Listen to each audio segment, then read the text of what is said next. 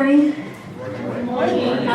Thank you so much for actually making it here. This feels like I work late, so this feels like the middle of the night to me, and so this will be very interesting for all of us. My name is Lisa Gizolf, Gizmo Creative Factory. I'm trying to get a little feedback on myself, so I may end up sounding strange to myself probably. I've been doing web design since 1996, which really was the dark ages. It was only HTML. It was fun, it was different, it was very, very plain. I picked up WordPress in 2008, just looking for a content management system to help my clients instead of having them call me for every little comma change and things like that. And over the years, I've had to develop and learning, through working with agencies and just working with different clients, I've had to really learn the entire process of building a website. And I don't mean that just from all the technical aspects or from the design aspects, but it's mostly from the strategy behind all of it. Because believe me, I definitely know that there are people out there who are like, just throw up a website, 3 pages, I'm done. That should take you like 5 minutes and $50, right? I'm not talking about those kind of clients. I'm sure we pretty much all agree that none of us want them. But there are a lot of reasons behind the process to start with. As a developer, as a designer, I feel like a lot of clients who've never bought design before, or at least on a regular basis, kind of feel like we're dispensing some sort of weird magic to them, like, oh, here's a website, and you don't really know what happened behind the scenes, and there's just so much that happens behind the scenes, and there's so much that goes into everything we do. And from the client side as well, I mean, you don't really know what you're getting, and every developer, every designer is different. And I'm not saying that my methods are by any means the be-all, end-all. Just from my perspective, if you're a developer or designer, maybe you can pick up some things that you like. If you are on the client end, the one wanting a website, maybe it can just be a way for you to really figure out what you want, figure out if whoever you're working with knows what the heck they're doing or is going to take the time to really work with you. Just so I can kind of get a gauge, how many of you are on the developer or designer end of things? And then how many are more like client? All right, cool. Just want to gauge who I'm speaking to, so I don't lose all of you. And I'll try not to make you fall asleep, but no guarantees. So, without further ado, zero launch. And you already saw this graphic. Discovery, planning, design, development, launch, maintain. It's a lot of things. One of the things I didn't mention is if you're on the developer or designer side, this makes you look way more professional than saying, I'm going to disappear for 2 weeks and at the end you're going to have a website. Because long ago I've done that too, and I think it just mystifies the heck out of people. So taking each of these step by step.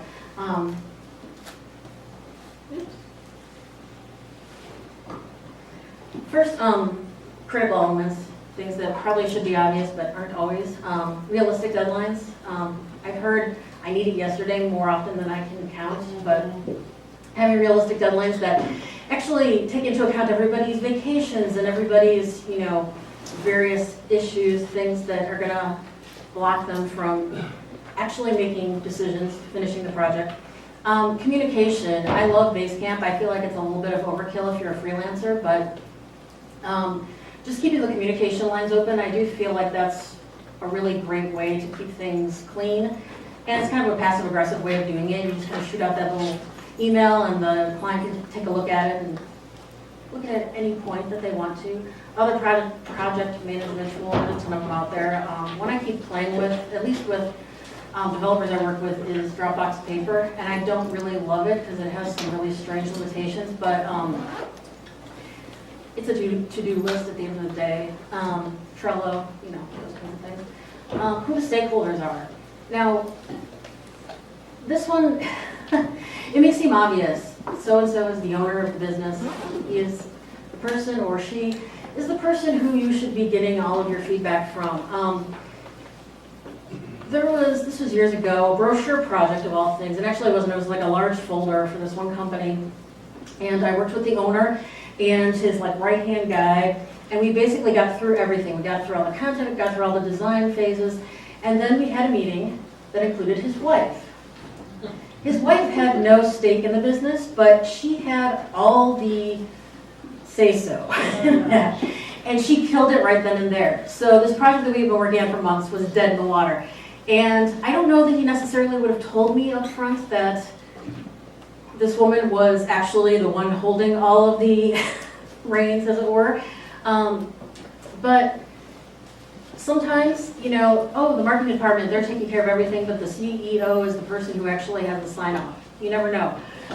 Just getting all those stakeholders in a room and getting them to know exactly what's going on saves so much headache and pain down the road. And then responsibilities, what you have to provide them by certain dates and what they have to provide you. I know it's a two-way street, which kind of surprises some clients that they actually have to provide possibly content or their brand assets or things like that. Throwing that back at them is a huge thing and saying, you know, if we don't get these things by X dates, then this really can't move forward, because it truly can't if you don't actually have their logo or their brand colors, etc. So, discovery, and I kind of threw redesign in here before design. Design is a fun one because it's kind of like a blank slate. You can really do pretty much anything, and it's gonna be great. Redesign to me is kind of the exciting, fun thing, and I actually really love like de-hacking sites, so I have a really weird idea of what fun is, but redesigns I love because there's so much possibility. And not only that, we already know where we're coming from. And one thing I love to do to start is to benchmark where we are now. And a lot of people talk about SEO and all that, and I love it, it's great, but for me, one of the tools that I adore is Crazy Egg. It's a plugin, but you also have the software itself. And there are a number of other versions of this. Essentially, it creates a heat map. And over a set of time, like 3 months or 25,000 hits or something like that, it takes a look at whatever that page is that you designate. So usually it's the home page. The story I love to tell about this one is I have some clients who are travel bloggers, and ages ago we added a little map to their site that actually pinpoints all of their posts and where they actually happen. So if you want to see all the posts for Poland, you click on that, etc. And they came to me and said, we hate this map. It's awful. Nobody clicks on it. It's stupid. We want it gone. I'm like, okay, let's just step back, take a look at this, get some objective feedback on this. Threw Crazy Egg on there after a couple months. The funny thing was that everyone was clicking on that map. So what you think you know, what the marketing department thinks that they know, isn't necessarily the truth. The user, at the end of the day, of course, is the person who is making that decision, and they usually make a decision that is completely opposite of what you think it's going to be. This is just a way of kind of figuring out those decisions, what works, what doesn't. I love it to figure out navigation. Is the navigation working, is it not? Are things being hidden? That kind of stuff. Or do you have to bring something else up, some other piece that's just being hidden behind other things because it's too far down on the page? Different stuff like that. It also can tell you, it has a little confetti overlay, and you can see where people are coming from. Like, oh, these people came from Yahoo and they clicked on this, etc. And the important thing about all of this, especially as a developer or designer, you want to have a better product than whatever they're coming to you with. And sometimes that's a slam dunk because the website came from like 1997 and you can't help but do anything better than what they have. But when people were talking about actually making their website work for them, you know, getting great results from it, these are the kind of things that are incredibly important at the end of the day. Content audits, I'll talk about this a little bit more, but really going through what you have. And I'm currently kind of obsessed with this on my current site because I'm trying to redesign my own site, and which is, you know, if you've done this before as a designer or developer, it's the worst thing on the face of the earth, and it'll take me forever. It's a really interesting thing because optimizing your SEO, you can actually make old posts actually perform, but you can also actually make those old posts more up to date. I literally have some posts that are from so long ago that they're like Web 2.0. So, it's like, okay, that one maybe isn't going to really get a redo and, make much difference, but those things are incredibly important. And the thing is, especially with blog posts and that, certain corporate company, they come across with, we're having a luau on the 13th for all of our salespeople and things like that. And is that important to your site? Is that something that's going to be driving people to your site? Do you want that to be the thing? Is this content the stuff that you want people to find you on? Another story. Years ago, I was really writing a lot about marketing, and there used to be a gym called Crunch. It may still be around. And at some point, for some odd reason, they did a whole marketing campaign around underwear. And so I did a post about, it actually was successful to some extent, but I did a post about Crunch undies. I was #1 for Crunch undies for a long time. That's not really where I want to be. So maybe that's where you want to be and this gives you content ideas, but for my particular purposes, it just was not right. So it's kind of looking at all those things. What links are live and broken? It's amazing how many are lost over time, especially if a website is pretty old. What links will change down the road, and planning for all of those things. SEO, what will be impacted? Building it into the content process. I think some of these things are kind of obvious if you've been doing this for a while, or if you're an SEO person, or if you don't even care because content isn't your thing. Just taking a look at all of your existing content. Can it be improved? New content, what should you be writing about, etc. Using Yoast, because I'm a huge fan. And then considering, I like this one a lot, considering what can be automated or will improve communication. There's so much on the web now that can make, and with WordPress, that can make your website so much better. One of my clients is First Slice Pie Cafe, and I did not design a website, so don't bother me for that one. But they wanted to get their catering forms online. And it actually has become a really successful thing, but at first that was all we did. And they got emails, and it was fine. They never really talked to me about the rest of the process. We didn't really go through the rest of it. After a couple of years, they're like, is there any way that we can make this easier? Because they were literally, and I didn't know this, they were spending hours inputting all of that stuff into their Google Forms. So it was kind of a convoluted process, but at the end of the day, I ended up having it basically dump everything into the Google Forms. And theirs is very complicated because they have several locations and certain people have to be notified for certain items, things like that. But it saved them hours and hours. And that's something that, for any business can be a line item. You save them money. So whatever they're spending for you is obviously just a bonus. Improving communication. I'm testing out a chatbot on my site, which is just kind of not a good idea for me personally, but there are so many things that you can do to improve your processes, to improve the client's processes. It may not be obvious to the client to say, hey, can you improve our everyday SOP for, this particular thing that we're always getting? Can you take a PDF and actually make it fillable? Or can you turn it into a form that just sends to us or that dumps into a database? These are all things that you can easily do. And it's worth, throwing it out there that you have that ability. So discovery. I feel like it's just a big bullet point list, but plus, client meeting. Always the fun thing. Finding out your stakeholders, finding out who the heck is really going to be working on this, who's actually going to be supplying you with all the things, because it likely is not the person who hired you, but it's probably someone who works for them. What your purpose is, is it an informational site? Is it to sell? incredibly important depending on where you're coming from. What is their perception? I should say, when I start with someone, I actually have a worksheet that I give them, and it's only a couple, actually it's like 4 pages.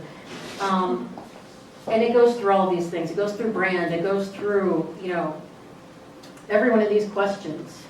The perception in the marketplace, things like that. Just so they actually get a better feel for who they are and what they want to present to the world. Because that's something that a lot of really small business owners really never thought about or never actually put into words. So it's a huge thing. But yeah, perception. What is your perception in the marketplace? Do you want to change that? Competition. What is your competition doing? I always throw this out there, and you don't necessarily always want to go after what exactly your competition is doing. I like to look at like car makers. Car makers actually sell to pretty much every demographic that is out there.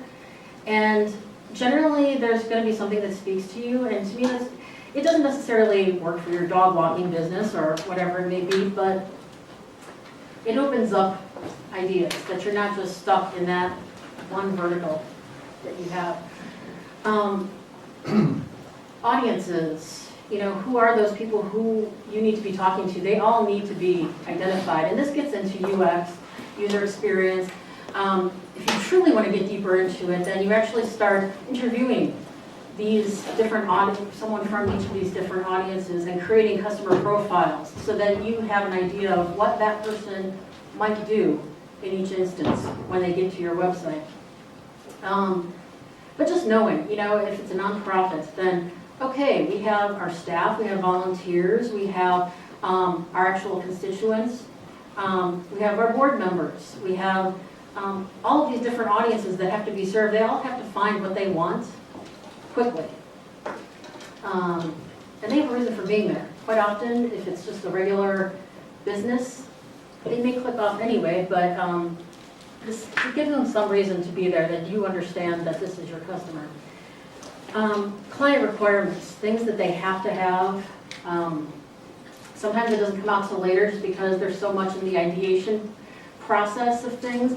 But knowing, we need to have contacts on each of these different pages, or we need to have call to actions to do these particular things, or else, the website just doesn't make any sense. I always kind of throw into that too, the functionalities, Is it going to become a membership site at the end of the day? Is it going to need e-commerce? Things like that. All completely doable, but if you don't know about it when you start, it's kind of hard to make those things happen when you're in the middle of the game. Also too, I like to get those things out there because sometimes working with budgets, you can phase those things in. So we're going to launch this in a month, but in 6 months we're going to launch phase 2. And it's going to be that very next level, etc. Scope, it's always the big thing, at least for creatives, scope creep. You want to know exactly what you are giving them and what they're asking for, and nail it down. That's why I think I'm a big bullet point fan of you are getting X because you ask for X. And if they go beyond that, then we're talking about extra hours, extra time, extra money. It is what it is, it's expected, but it's easy for that to kind of happen, for extra time to get thrown into things because, hey, this will only take you 5 minutes when, hey, this will really take me 2 hours, so you may not realize that. Analysis, it's that whole where you are, where you want to be kind of thing. And this can be a little more ambiguous because we have the data, or hopefully we will have the data. But to say, this is where our website is now, where do we want to take it, and where will it actually take our business?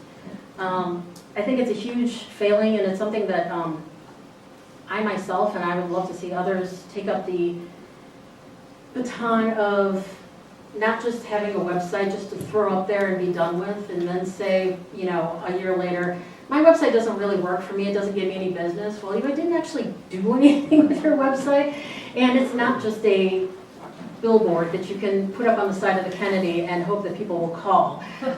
They actually have to, interact with these things. They're expecting much more than a brochure. We're way deep into the internet, so collecting that data. So, like I said, the crazy egg, looking at the Google Analytics, if they have that.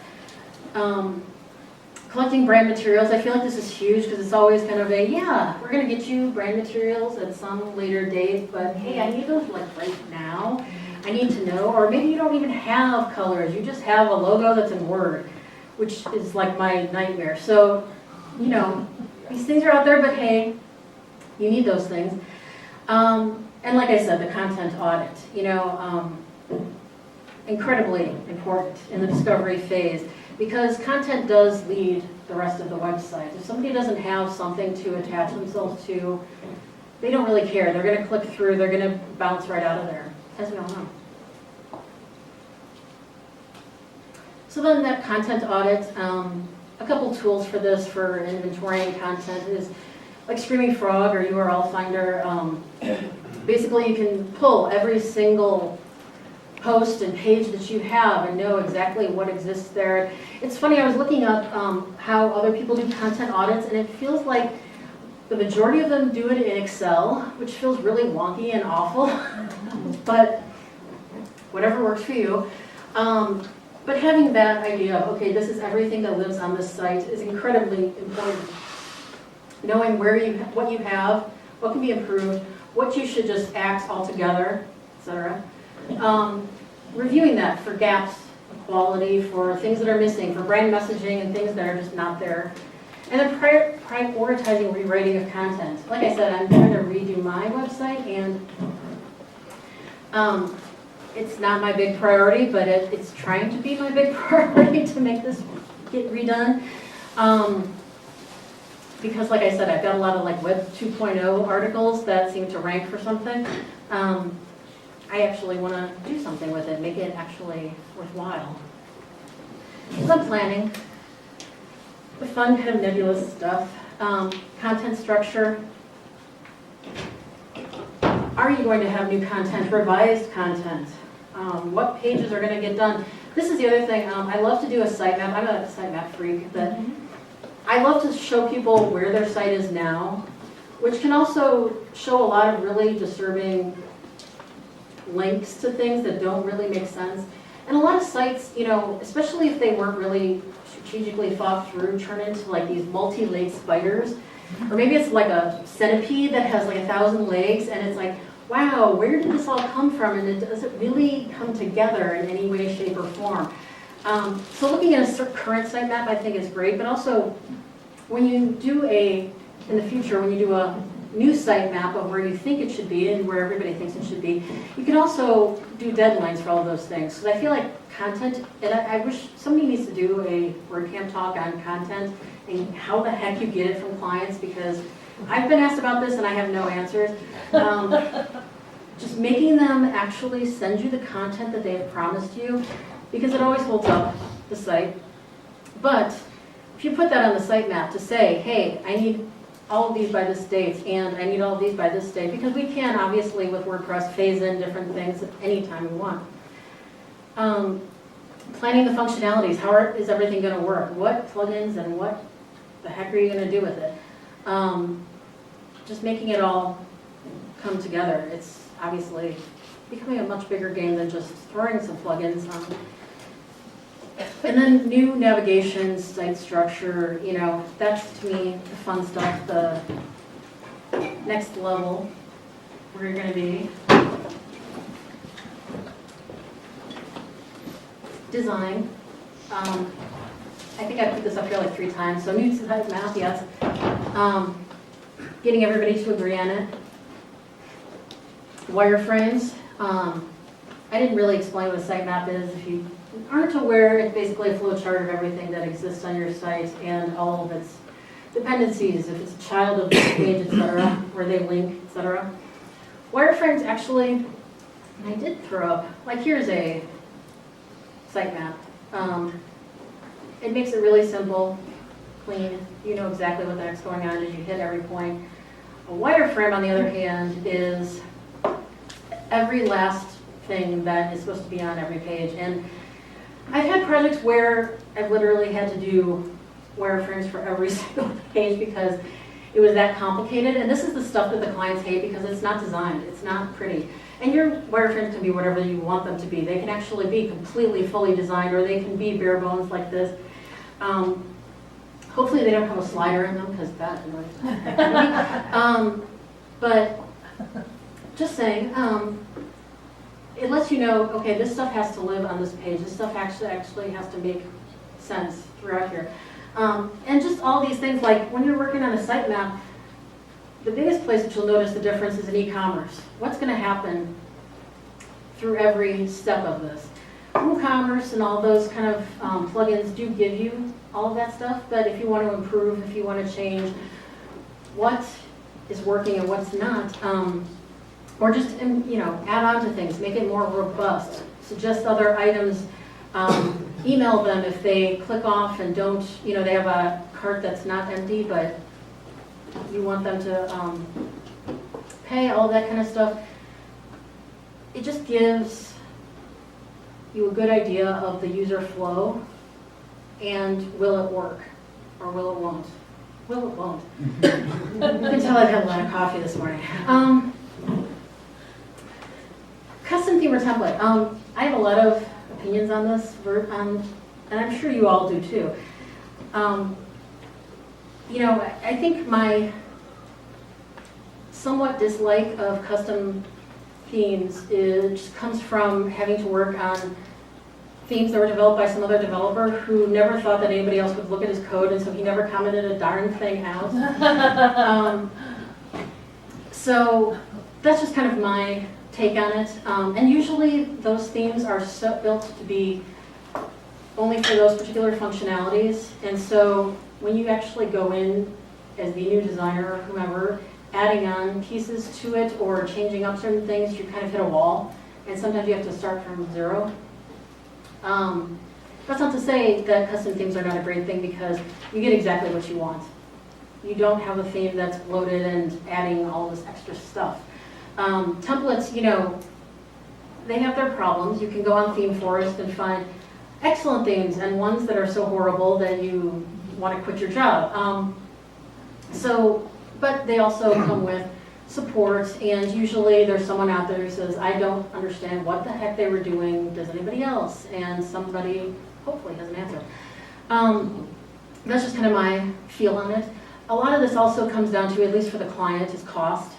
Do they actually want to start from zero? Because it's going to, design, going through all that effort, takes time and it takes money.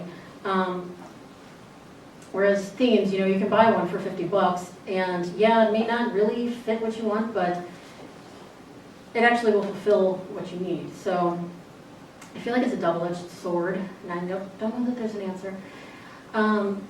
Prototypes, I think that's a newer one that has been in the last couple of years added into the process, that they're not just flat Photoshop, and usually not Photoshop anymore. Files that someone looks at and hopefully has an idea of what you had in mind for clicking on things.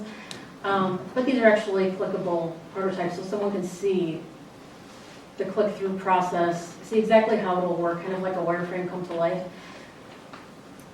And then design acceptance. Hopefully they will buy it, whatever it is, and you're on your road to developing, which is just amazing. Oh yeah, here's my custom versus templated, and I don't know. I would love to hear anybody else's thoughts on it, because it's something that bugs me. But development. Yes, okay, I'll go fast. Coding, obviously. They're still coding it, even though it's WordPress and it's 5-minute install, right?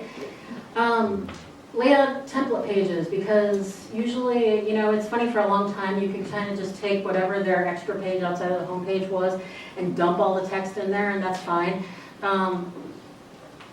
Creating something that's really different, a contact page that isn't just text flowing, etc., not just a long about page, etc. Coding feedback, just making sure everything works. Cross-browser testing, which everyone, of course, loves. You're making sure that it works with IE6 or whatever. That should have gotten a laugh, I'm just saying. 301 or 404, any links, I think that's a huge one, especially with any redesigns, just making sure that they all work. Or if they don't, that they're pointing somewhere else that should. Launch, making sure that the design quality kind of works. I'm not saying pixel perfect necessarily, unless that is what you do. But making sure that, brand assets across the board all work, all the buttons match, etc., all the fonts match. Testing outside of yourself, others. Others always seem to find bugs that I don't, so that's always an interesting thing. And the final approval. It's always a lovely day when that happens, and you say, go live.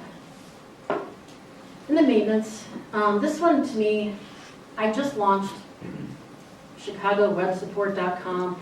Basically, ongoing web support. I already had been doing it for my clients, but I was still working out really what I wanted to give them, and I feel like it's such a huge thing to keep up that relationship with the client, but also because we all know websites are living, breathing things. They need to be fed. WordPress is so popular that it can get hacked quite easily, so it needs to be updated, it needs to be secure, it needs to be backed up. I actually had someone come to me the other day and said, I don't understand why you keep doing backups all the time, because I can just throw it all together and I don't care if I lose a little content. And I'm like, wow, if I ever said that to any of my clients, they would go screaming for the door, because who wants to lose content just because you can remember it or whatever? Yeah. Thankfully, he does not work in web dev. So, but these are important things. And it's not necessarily something that the client knows by any means. So is it working? We've already tested the assumptions on the old site. Testing it on the new one. Are things working? We can tweak it. We can change it. Style guide. Going forward, their marketing intern, whoever has to work with it, letting them know exactly what fonts, sizes, colors, everything that needs to be done. Training. Training is a big one. I've done a lot of training for clients, even for clients whose website I did not do, because their developer does not do training, which I find interesting. You kind of do have to have that mentality for that. If you're just easily frustrated and want to throw the computer out the door, maybe it's not the place for you. But clients want that. They need that. Documentation so that they know where everything is. It's amazing how many people are like, I don't know, my old web dev knows where that is, and I haven't talked to him in 3 years, so, scares me. And then, like I said, the maintenance, ongoing support, because they may need changes down the road, hopefully they will, but also backups, security, unhacking, remediation of their websites, all of that kind of stuff is incredibly important. And like I said, it continues that relationship. Because you want to be there for that next redesign. You want to be there when, that site gets hacked and they don't go to some new developer and say, my developer sucked because he didn't, make my site perfect and hack-proof. And they go, yeah, he sucked. It's just, important stuff, as I've learned over the years. That's all I got.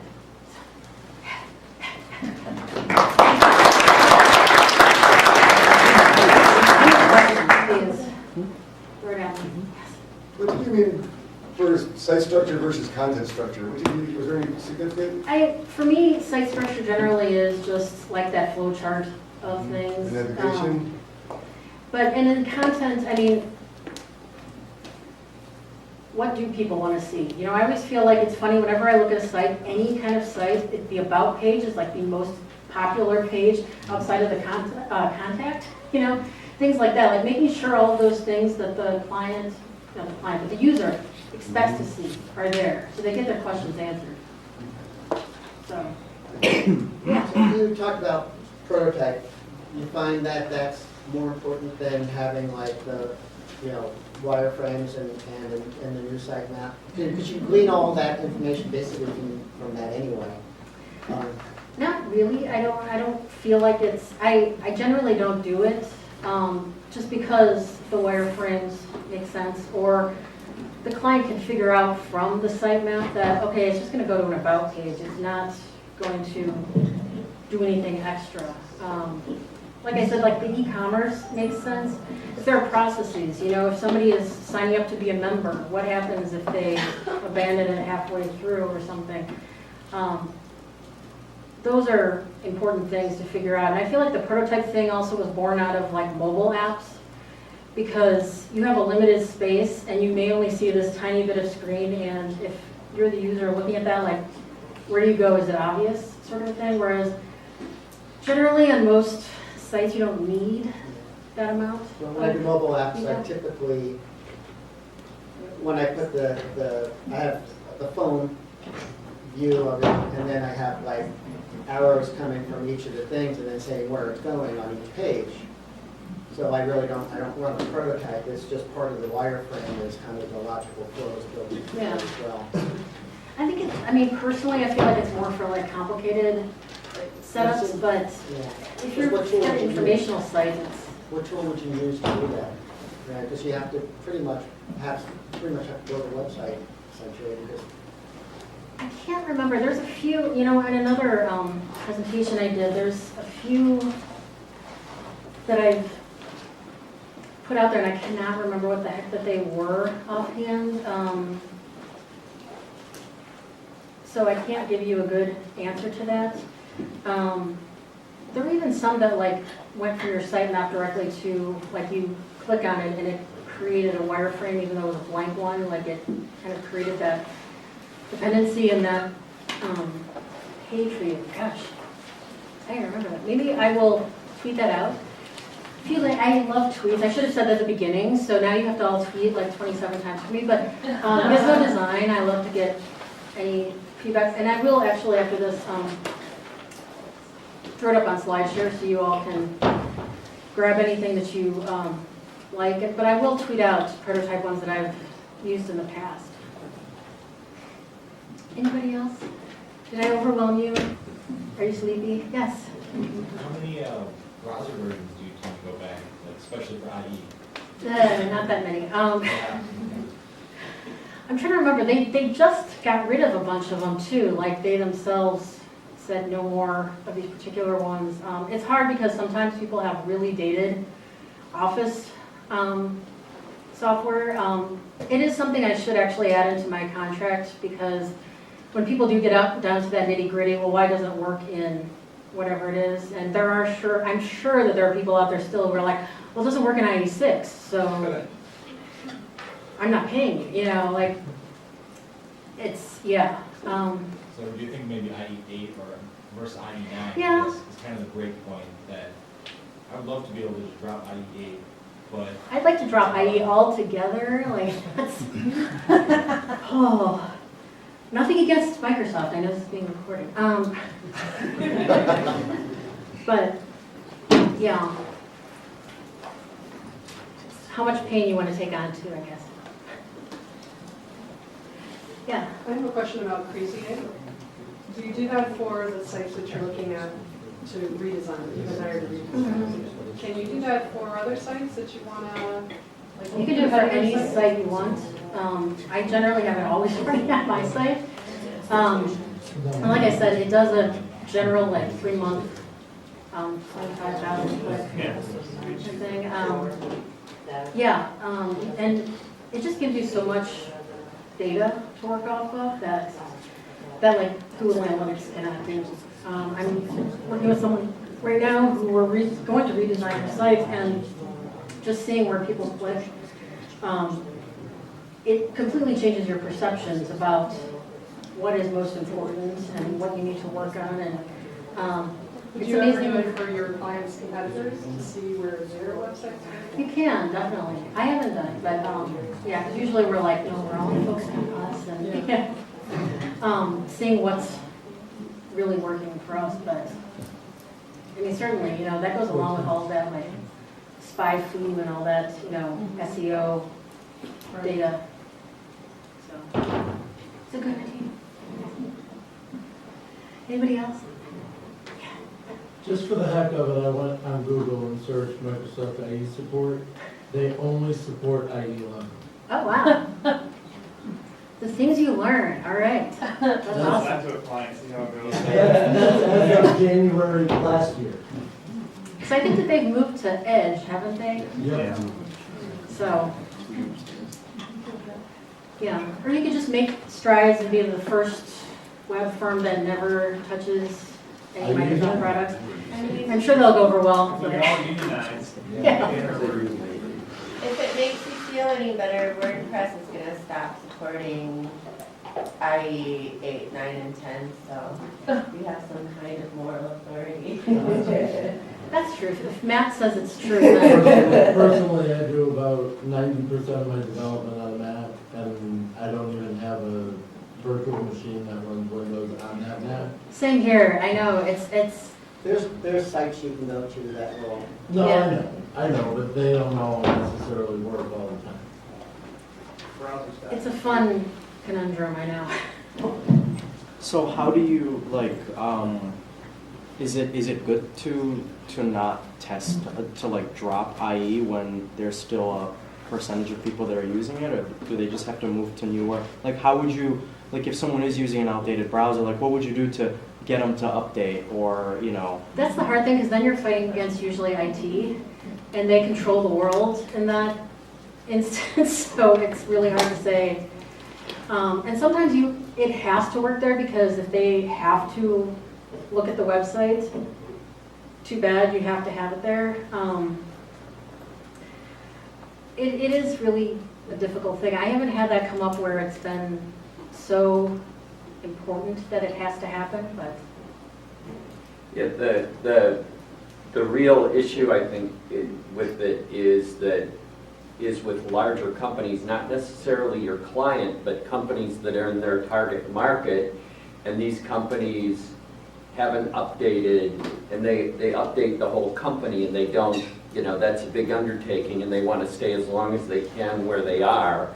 And so that's when you encounter, and so to an extent too, it's knowing who the target audience for the website is, and if it's targeting industries that have these kind of dinosaur enterprises in it, then that can be a problem. I did have one thing that really amused me. I went on a site and I was doing some, I happened to be on an old browser because I was doing some testing, and the site actually gave me a message saying, please update to a modern browser. at least it didn't insult you, Yeah. So you're- Just to expand on what Hugh was saying, it really is just about doing your research and knowing your client and their market, because one of the reasons why these browsers are still out there, like he was saying, there are corporations who spend millions and millions of dollars on proprietary software on XP, and they don't have, they may not have the resources. They can't just all of a sudden say, oh, okay, everybody gets a new laptop, and or we're gonna update everybody, because you can't. So like an example might be like a hospital or a hospital network that had all this proprietary software built on this network. You may have a client that's going to say, you know what, I want these people to be able to access my site and buy my feeding tubes because that's what I'm working with. So it really is, it's really easy to say, oh, well, if people aren't smart enough to update their browser and they're not seeing things the way that they should be anyway, blah, blah, blah, blah, there are systems that you have to know Yeah. if that's the case or That's not. very true. There's so many law firms in that. BlackBerry across the board. It's like, oh great, okay. That's why they're still lingering out there. Yeah, there's If you people don't have to who- deal with it, then you don't, but you might have a client that actually does, so you Yeah. can't just say, my company doesn't deal with IE8. Okay, well, it doesn't, but then you're not gonna get this business. Maybe Yeah, you don't and want that it, data and that's a is choice too. back there in the Google Analytics too to say, because I think it's one of those things too, I've noticed there's a huge trend towards mobile first, but and especially I've noticed this in design firms, but I was looking at my own statistics and I'm like, the majority of these people are not on mobile. They're not really there. So it doesn't matter that much to me, but to the other people, it may not. A couple of things. In consumer stuff, most people might be on mobile. Yeah. But when your target audience is companies, most people are accessing at work from their desktops or they might be laptops, but they're their work computers, so it's not mobile. That was kind of I had that in my head, everything, the vast majority access is via mobile.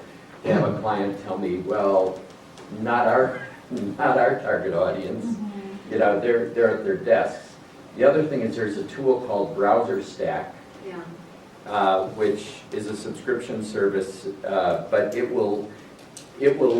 runs all those old browsers on servers, and you can access it and run your website through that service and see if you can do your cross-browser testing that way. But I don't know if Browser Stack works on a Mac. You might have to have a PC. It does. And also it has like a live view, so if you have to test a function. It'll tell you as well. Google Analytics tell you as well. Yeah. And I see on sites that are focused to, I was just looking, sites that are focused to very business to consumer, Internet Explorer is about 5% of the market, and a lot of that's Edge and 10. So, but when you go to an industry, I have an industry site that's engineering, and there it's IE is at 16%. Yeah. So, but even still, I mean, probably half of that or more is modern Internet Explorer, but post 8 anyway. And this isn't limited to IE, but it's really supporting all devices. You don't always have to think of it about it as a binary supporting or not supporting a device. It's all graceful degradation.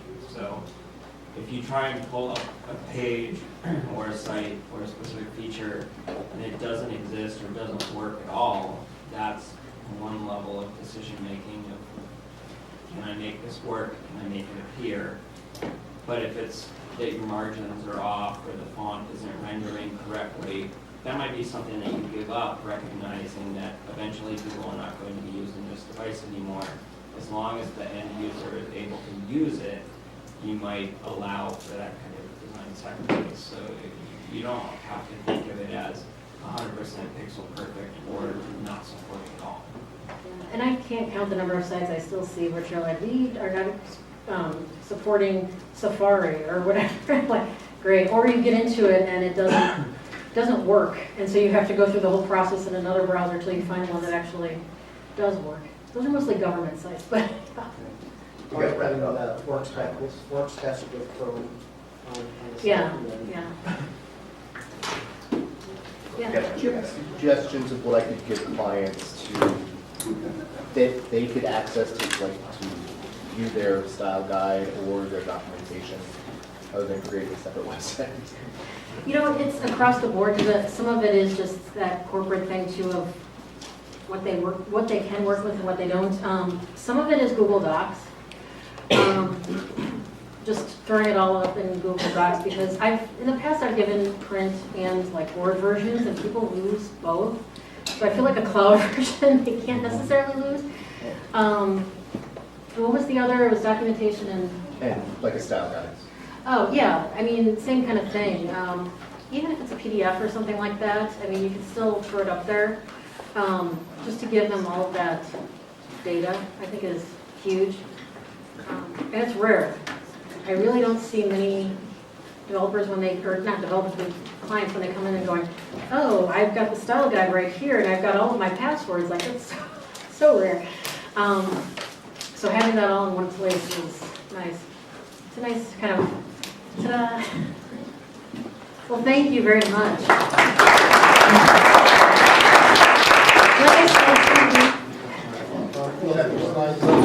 Yeah, I'm going to throw them up on SlideShare right after this and tweet it out. So. And I'm under, this is around that SlideShare.